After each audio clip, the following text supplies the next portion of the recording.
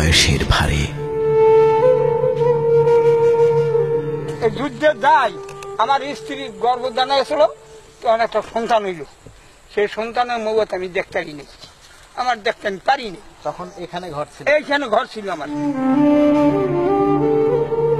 প্রতিটি মুহূর্ত যেখানে জীবনের ঝুঁকি।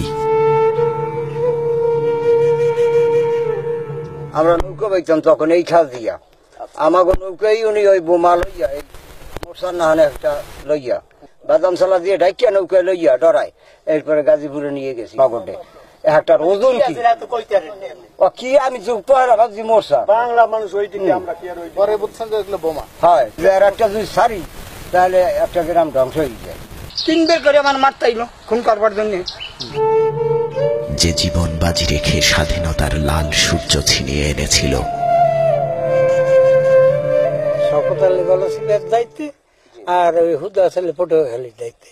ওই শওকত আর হুদা তো একই, ওই একজন বড় অফিসার, একজন হাজি।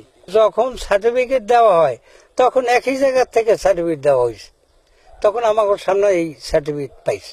ওই দিনের কথা মনে করলে পাঠিয়ে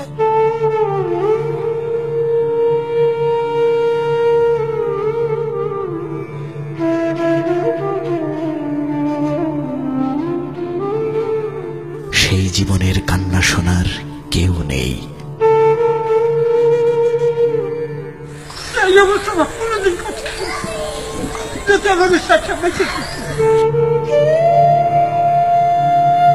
এই বীর সন্তানেরা যে লাল সূর্যটি দিয়ে গেছে, সেই সূর্যের প্রতিদান আমরা দিতে পারবো না কখনো, কিন্তু তার ন্যূনতম সম্মানটুকু আমরা তাকে জানাতে পারিনি। সব হারানো এক সৈনিকের নির্বাসিত জীবনের করুণ চিত্র, যা দেখতে চাই না আমরা, তবুও দেখতে হয়েছে। আপনারা দেখতে চোখ রাখুন জেটিভিতে।